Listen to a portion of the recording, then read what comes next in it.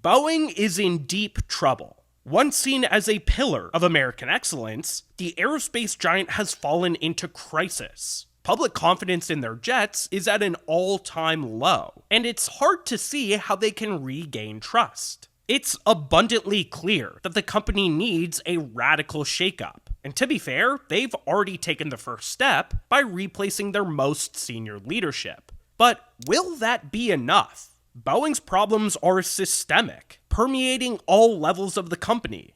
To effect real change, Boeing might need to go further, thinking bigger and bolder. And there's one radical strategy that might just help them right the ship: buying Embraer. Let me explain.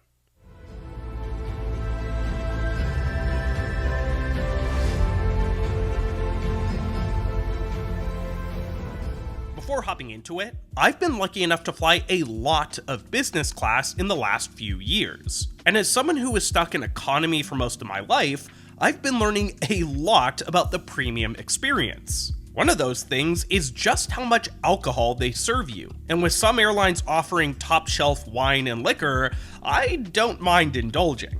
The only problem is that when you combine alcohol with jet lag, well, you probably won't feel great the next day. And that's why I'll be bringing Z-Biotics with me the next time I travel. Z-Biotics is the world's first genetically engineered probiotic. Created by scientists, it's designed to tackle those rough mornings after you drink.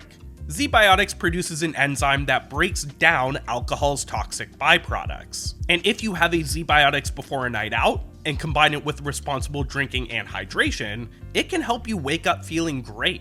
With summer just around the corner, now's a great time to stock up. And if you go to zbiotics.com/KobeExplains and use the code KobeExplains at checkout, you'll get 15% off your order and a 100% money-back guarantee. Thanks to Z-Biotics for sponsoring today's video, and now, let's get back to it. First, we need to address the elephant in the room.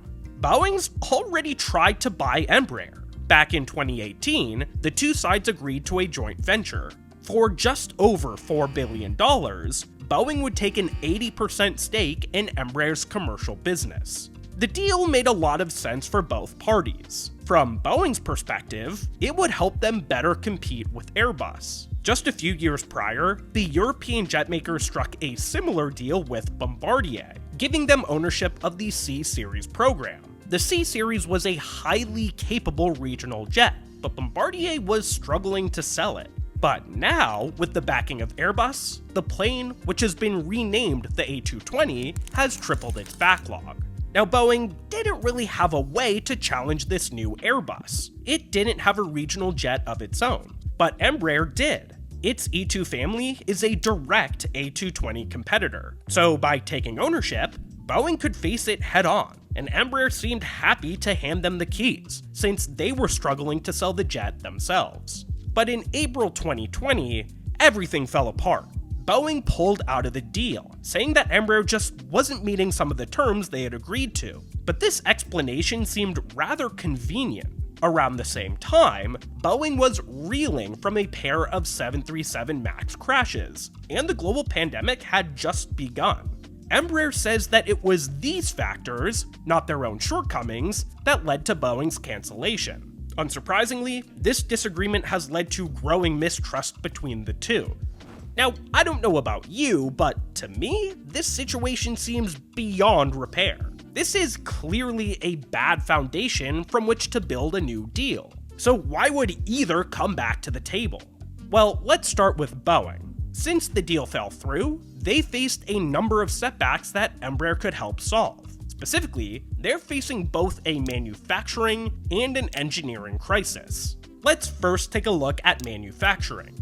We've all seen the headlines. Boeing jets are falling apart mid-flight, and whistleblowers are telling tales of troubling production practices. Now, the general consensus is that this is a result of Boeing's cost-cutting ethos, and many have implored the company to return to its engineering roots.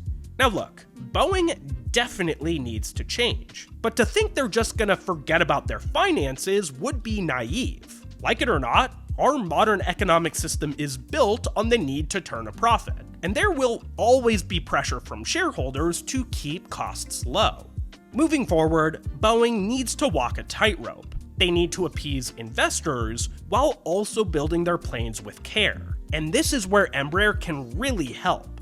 The jet maker is based in Brazil, where labor costs are much lower than the US. At the same time, its workforce is extremely capable. Embraer has a sterling safety record. If Boeing could get their hands on Embraer's mature and sophisticated facilities, well, it could be a game changer. Boeing could use them as a safe and responsible way to both expand production and keep costs down.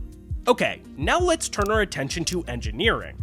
Boeing's engineering teams have changed dramatically in recent years. In late 2022, the Seattle Times reported that about 500 experienced engineers chose to retire due to a quirk in their pension. Now, Boeing tried to retain some of these employees, offering them up to $400,000 in stock options to stay. But at the end of the day, just 8 people took the deal. The rest sailed off into retirement.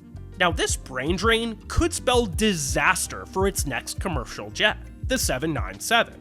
Many of the people Boeing lost were heavily involved in 787 development, their last clean sheet design, and getting the Dreamliner certified was arduous. These engineers learned a ton of tough lessons throughout the process. And even though Boeing's been hiring new engineers like crazy, there's no denying that they've lost a wealth of knowledge. For the 797, it seems Boeing will have to rely on less experienced engineers to get the job done. But buying Embraer could help. Its engineers are very talented, and many of the folks who designed the original E-Jet are still at the company. They could help Boeing fill its emerging experience gap. And we actually know that Boeing covets their expertise since they've been actively poaching Embraer employees, a practice they've been sued for. If Boeing buys Embraer, it wouldn't just remove these legal roadblocks. It would also mean they could plug entire engineering teams into the company to speed up new aircraft development. Okay, so it's clear that Boeing could benefit from a new deal. But why on earth would Embraer agree to it? Again, they think Boeing screwed them over, and the E2 program has gained plenty of momentum in the last few years. So what could Boeing possibly offer them at this point? Well, even though the E2 backlog has grown, it still lags the A220 by a pretty large margin. There's no doubt that it could still benefit from Boeing's sales and marketing resources. Then there's the matter of the E175 E2. This is both the smallest and the worst-selling member of the E2 family. In fact, Embraer hasn't sold a single unit to date.